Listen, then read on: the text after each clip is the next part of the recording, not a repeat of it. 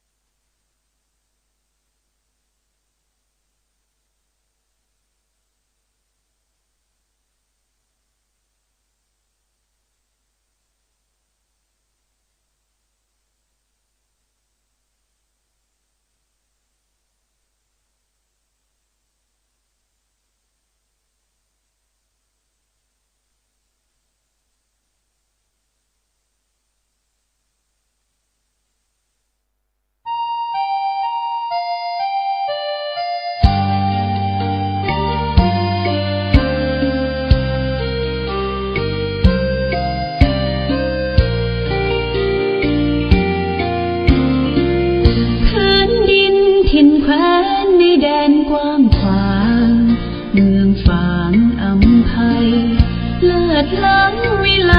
ชวนให้ไปหาทุ่งเขาเนาไพรหากใครได้มาม่วนใจนักหนาได้มาแอวเมืองฟ้าชุ่มเย็นช่ำล้ำเที่ยวทำตักเต่าแดนเก่าโบราณ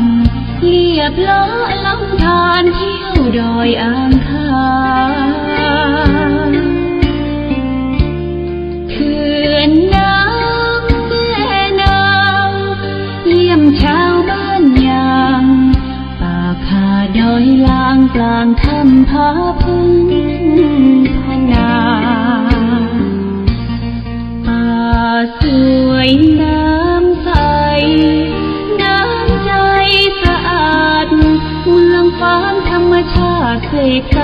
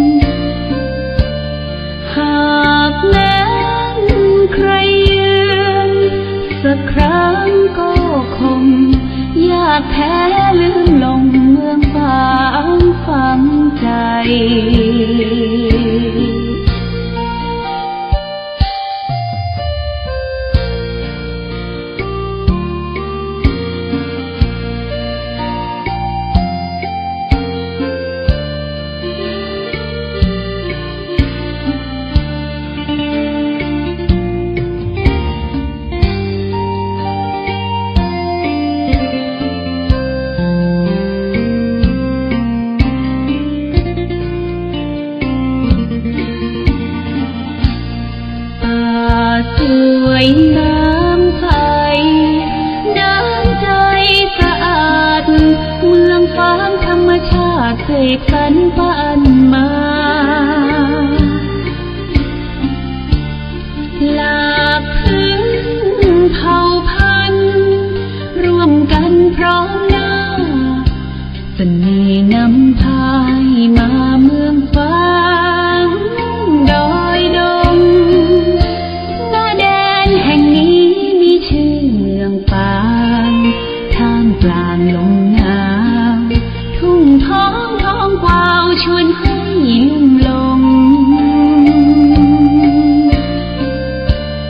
หากแม้นใครยืนสักครั้งก็คงอยากแพ้ลืมลงเมืองฟ้าฝังใจ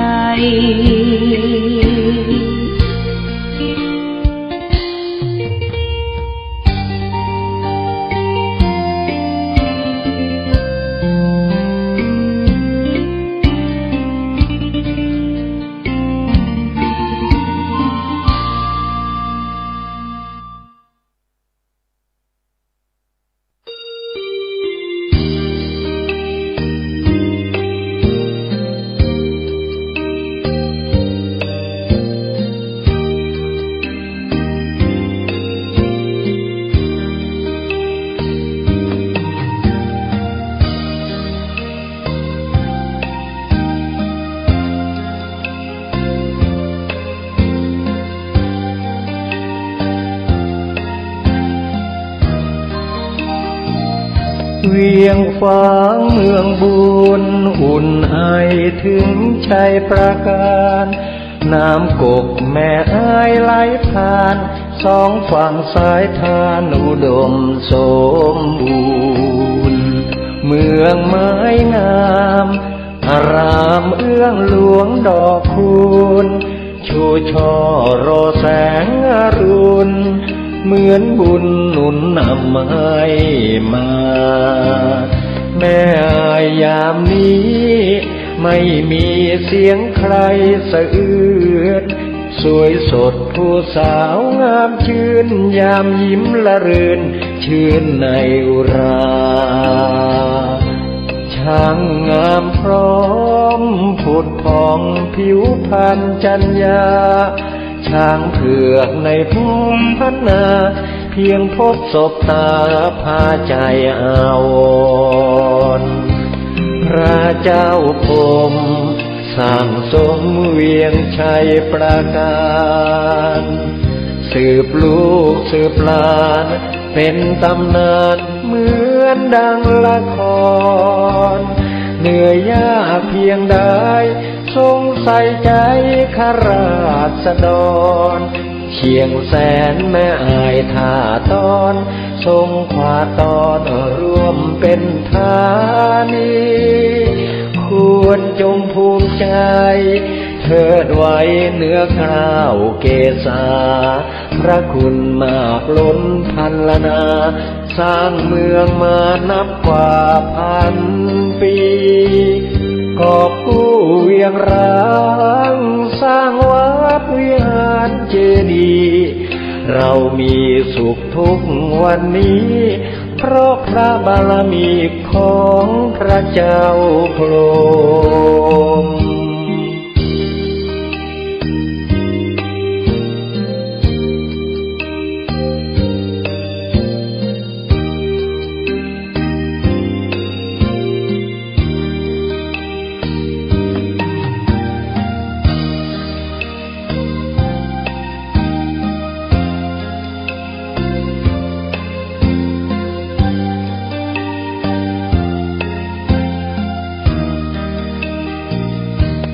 พระเจ้าพรหมสร้างสมเวียงชัยประการสืบลูกสืบหลานเป็นตำนานเหมือนดังละคร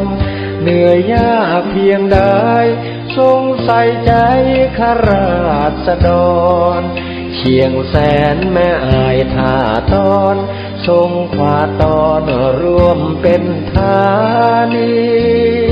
ควรจงภูมิใจเถิดไว้เหนือกล้าวเกษาพระคุณมากล้นพันละนา สร้างเมืองมานับกว่าพันปีกอบกู้เวียงร้างสร้างวัดวิหารการแสดงพระธรรมเทศนาในวันนี้เป็นการแสดงพระธรรมเทศนาอันสืบเนื่องมาจากนโยบายของมหาเถรสมาคมร่วมกับสำนักงานคณะกรรมการป้องกันและปราบปรามการทุจริตแห่งชาติกล่าวคือมองเห็นความสำคัญในเรื่องการป้องกันและปราบปรามการประพฤติมิชอบของภาครัฐตลอดจึงถึงประชาชนทั้งหลายจึงจัดให้มีการเสริมธรรมเสริมปัญญาครั้งนี้ขึ้นมาเพราะเล็งเห็นความสำคัญในการสนับสนุนส่งเสริมให้มีการนำสัตธรรมคำสอนทางพระพุทธศาสนา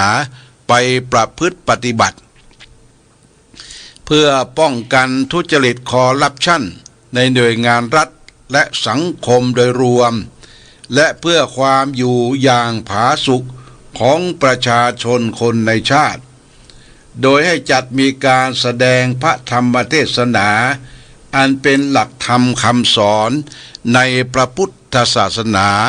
บูรณาการเข้ากับหลักสูตรด้วยด้านทุจริตศึกษาหรือ Anti Corruption Education โดยมีนำเอากรอบศีลธรรมหลักคำสอนทางพระพุทธศาสนามาแสดงคือสัมมาประธานสี่หรือความเพียรสี่ประการโดยจัดให้มีการเทศตามลำดับด้วยหัวข้อธรรมรวม6กันประการนี้เป็นการอารัมภบทเริ่มต้นปรารภถึงความสำคัญเรื่องของสัมมาประธานสี่อันเป็นหลักธรรมที่จะต้องน้อมนำมาประพฤติปฏิบัติท่านสาธุชนทั้งหลายปัจจุบันกับการแก้ไขปัญหาทุจริตคอร์รัปชันที่เกิดขึ้นในสังคมไทยดูเหมือนจะยังไม่ประสบความสำเร็จเท่าที่ควรยิ่งเดินหน้าก็ยิ่งปรากฏอะไรที่เป็นสาเหตุของการคอร์รัปชันอะไรที่เอื้อให้มีความคอร์รัปชันและจะแก้ไขได้โดยอย่างไรหรือจะทำให้สังคมไทยปราศจากการทุจริตคอร์รัปชันการสร้างสังคมสุจริตจึงเป็นหน้าที่ของทุกคนในสังคมโดยเฉพาะผู้มีหน้าที่ในการบริหารประเทศและสามารถนำพาประเทศให้ก้าว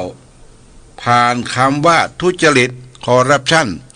กล่าวคือให้หมดไปด้วยจิตสำนึกของคนไทยหากประชาชนคนในชาติร่วมมือร่วมแจงร่วมใจกัน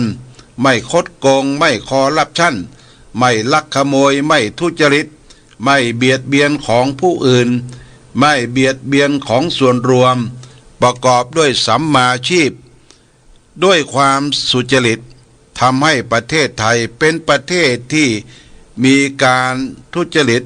คอร์รัปชันน้อยที่สุด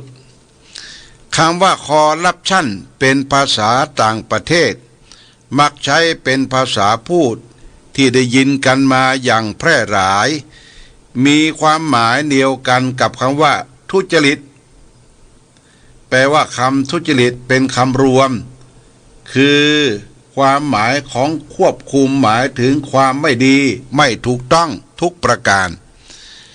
อันหมายถึงความไม่ชอบธรรมนั่นแลส่วนคำว่าคอร์รัปชัน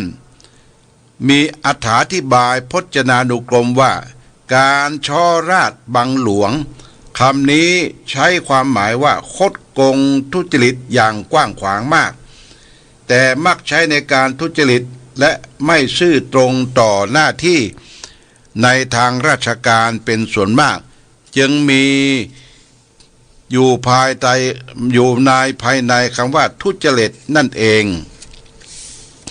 พระพุทธศาสนาสอนให้คนประพฤติสุจริตธรรม ละเว้นทุจริตประพฤติมิชอบเพราะว่าความทุจริตนี้นับเป็นความประพฤติที่ไม่ดีไม่ถูกต้องทั้งกายวาจาและใจย่อมส่งผลให้เกิดการเบียดเบียนต่อบุคคลอื่นผู้ใกล้เคียงและผู้อื่นได้สอดคล้องกับภาษิตไทยว่าเมื่อชื่อกินไม่หมดซื่อกินไม่หมดคดกินไม่นานแต่เดี๋ยวนี้กลับไม่ประพฤติเช่นนั้นกลับแผงเหมือนประหนึ่งล้อเลียนว่าซื่อกินไม่หมดคดกินไปนานแต่ถ้ากินของราชการกินได้นานทีเดียวฉะนั้นการทุจริตคอร์รัปชันด้วยการให้การรับหรือสินบนการตกลงว่าจะให้และข่มขู่หรือการบังคับให้ยอมทำตามสิ่งที่ไม่เต็มใจการไม่กระทำตามหน้าที่อย่างตรงไปตรงมาการใช้อำนาจหน้าที่ในทางที่ผิดจากทำนองครองธรรมการที่มีผลประโยชน์ซับซ้อนเหล่านี้นับเป็นการปัญหาที่เกิดขึ้นในสังคมไทยมาอย่างยาวนานอย่างไรก็ดีหากพิจารณาอยู่แล้วจะพบว่าปัญหาในลักษณะเช่นนี้มิใช่จะเกิดขึ้นในปัจจุบันเท่านั้นหากแต่มีมาตั้งแต่อดีตแม้ในสมัยพุทธกาลที่พระพุทธเจ้ายังมีพระชนอยู่ก็เคยเกิดมีการทุจริตคอร์รัปชันเช่นนี้มาแล้วดังตัวอย่างที่ปรากฏเรื่องราวในทยันทนัญชานิสูตรว่าสมัยหนึ่งพระสารีบุตรได้ฟังข่าวสารจากพระภิกษุสงฆ์ว่าทนัญชานิพราหมณ์แห่งกรุงราชคฤห์เป็นผู้ใช้ชีวิตอยู่ด้วยความประมาททำกายทุจริตด้วยการอาศัยอำนาจของพระราชาเที่ยวเบียดเบียนประชาชนหรือที่เรียกว่าช้อราชและอาศัยความเป็นหัวหน้าในประชาชนเกี่ยวกับเบียดเบียนรัฐที่เรียกว่าบังหลวงเพื่อนำผลประโยชน์แห่งแผ่นดินมาเป็นของตัวเองโดยที่ทนัญชานิพราหมณ์ทำการทุจริตทุกอย่างจนกลายเป็นที่มาของคำว่าช้อราชบังหลวงมาตั้งแต่ในสมัยพุทธกาลเมื่อพระสารีบุตรได้ทราบเช่นนั้นจึงเดินทางไปพบกับทนัญชานิพราหมณ์เพื่อจะแสดงธรรมชี้ทางเห็นโทษของการทำดังกล่าวพระสารีบุตรเดินทางไปถึงกรุงราชคฤห์เข้าไปหานายทนัญชานิพราหมณ์ได้สนทนาปราศัยกันพอสมควรแล้วจึงถามทนัญชานิพราหมณ์ถึงเรื่องที่ว่าท่านทำการช้อราชบังหลวงจริงหรือไม่ทนัญชานิพราหมณ์ก็ตอบว่ากระผมทำจริงแต่ที่ทำนั้นโดยมีเหตุผลอยู่คือต้องเลี้ยงดูพ่อแม่เลี้ยงดูบุตรภรรยาอีกทั้งญาติและเพื่อนพวกพ้องอีกมากมายที่ต้องคอยดูแลยังมีลูกน้องและบริวารอีกมากที่พึ่งพาอาศัยกระผมอยู่ดังนั้นที่ทำลงไปไม่ใช่ทำเพื่อตัวเองแต่เสียสละทำเพื่อผู้อื่นทั้งหมดเลยพระสารีบุตรท่านได้ฟังก็แย้งเหตุผลว่าการทำความผิดด้วยการเบียดเบียนทรัพย์จากรัฐและจากประชาชนนาเป็นของตนอ้างว่าจะนำไปเลี้ยงดูพ่อแม่เลี้ยงดูบุตรภรรยาดูแลมิตรสหายบริวาร นั้นเป็นความเห็นแก่ตัวแต่อ้างถึงคนอื่นแท้ที่จริงแล้วผิดที่เกิดขึ้นนี้ล้วนแล้วแต่มาจากตัวท่านนี่เป็นผู้เริ่มต้นของ ลงมือช่อราชบังหลวงทั้งนั้นท่านจะอ้างว่าทำเพื่อคนอื่นไม่ได้เพราะคนที่ได้รับประโยชน์จากการกระทำเช่นนี้ก็คือตัวของท่านและพวกพ้องของท่านแต่กลับมีผู้เสียหายเพราะท่านไปเบียดเบียนเขาอยู่เป็นจำนวนมากดังนั้นจึงขอให้ท่านเห็นประโยชน์ส่วนรวมของชาติบ้านเมืองมากกว่าประโยชน์ส่วนตนด้วยเถิดหากไม่ทำเช่นนี้ท่านจะต้องรับกรรมอันหนักการกระทำของท่านจึงเป็นการเห็นแก่ตัวและพวกพ้องมิใช่วิสัยของผู้เสียสละท่านนัญชานิพรามได้พิจารณาฟังเหตุผลของพระสารีบุตรอย่างถี่ถ้วนแล้วจึงกล่าวจึงกลับจิตกลับใจกลับกายกลับตัวกลับหางกลับหัวกลับชั่วให้เป็นดีเลิกทำความชั่วที่มุ่งประโยชน์ของตนและพวกพ้องเสียแล้วหันมาทำกรรมดีที่เป็นประโยชน์ต่อส่วนรวมโดยมุ่งเสียสละเพื่อชาติบ้านเมืองต่อไปการให้ความสำคัญต่อประโยชน์ส่วนรวมนี้สมเด็จมหิดลาธิเบศรอดุลยเดชวิกรมพระบรมราชนกผู้เป็นบิดาแห่งแพทย์แผนปัจจุบันของประเทศไทยทรงพระราชดำรัสไว้ว่าขอให้ถือประโยชน์ส่วนตัวเป็นที่สองประโยชน์ของเพื่อนมนุษย์เป็นกิจที่หนึ่งลาภทรัพย์และเกียรติยศจะตกแก่ท่านเองถ้าท่านทรงทำแห่งสัมมาชีพไว้ให้บริสุทธิ์การทำหน้าที่โดยเห็นแก่ประโยชน์ส่วนรวมมีความสำคัญมากเมื่อทำหน้าที่ด้วยจิตใจที่เสียสละเพื่อประโยชน์เป็นอย่างดีแล้วในภายภาคหน้าย่อมได้รับประโยชน์ส่วนตนตามมาเองไม่ว่าจะเป็นลาภผลทรัพย์สินและชื่อเสียงเกียรติยศจะบังเกิดแก่ผู้เสียสละเพื่อประโยชน์ส่วนรวมแน่แท้นี่เป็นเช่นนี้เพราะการเห็นแก่ประโยชน์ส่วนรวมนี้เป็นธรรมะที่มุ่งทำความเบียดเบียนย่อมก่อทุกข์ที่เกิดขึ้นในโลกเมื่อทำลายความเบียดเบียนให้ย่อมประสบก่อกับความสุขได้อย่างยั่งยืนดังพุทธประสิทธิ์ที่มาในมุจลินทสูตรว่าอภยาปชังสุขังโรเกปานะภูเตสุสัญญโมแปลว่าความไม่เบียดเบียนความสำรวมในสัตว์ทั้งหลายเป็นสุขในโลกความไม่เบียดเบียนในที่นี้ก็หมายความสำรวมในสัตว์ทั้งหลายก็อธิบายว่าความไม่เบียดเบียนเพื่อนมนุษย์หรือการไม่ทำให้คนอื่นเสียซื่อสัตย์หรือสัตว์ให้ได้รับความเดือดร้อนกระทำด้วยความกระทำของตนเองไม่ว่าจะเป็นทางกายทางวาจาและทางใจก็ตามความเบียดเบียนทางกายได้การข่มเหงรังแกผู้อื่นการทำร้ายหรือการกระทำอื่นใดที่เป็นการสร้างทุกข์ให้แก่ผู้อื่นโดยทำให้เขาเดือดร้อนทุกข์ทางกายการเบียดเบียนทางวาจาได้แก่การใช้วาจาทำให้ผู้อื่นเป็นทุกข์เดือดร้อนเช่นการด่าการนินทา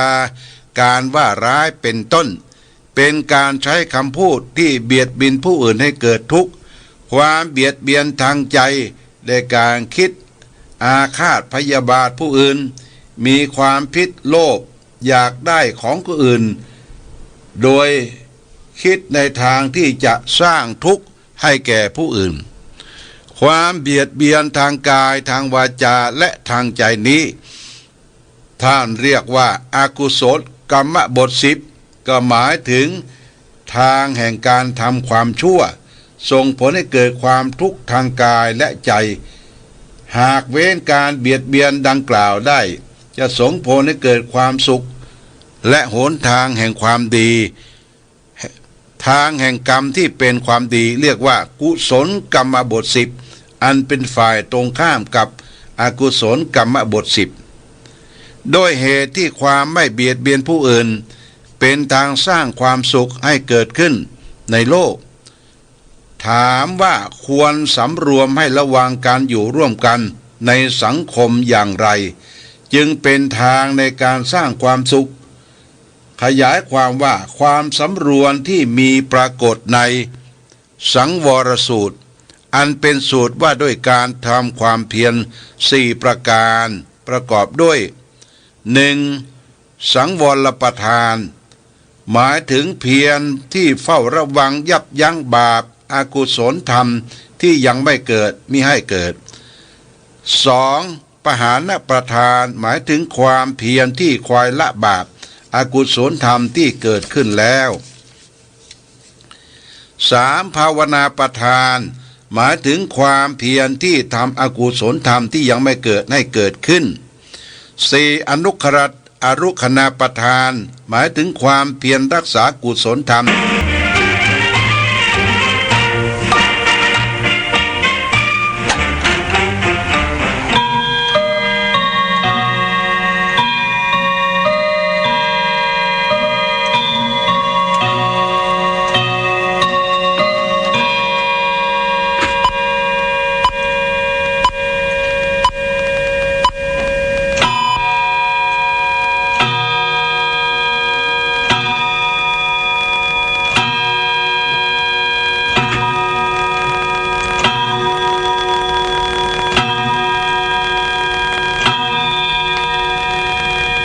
เวลา 8 นาฬิกา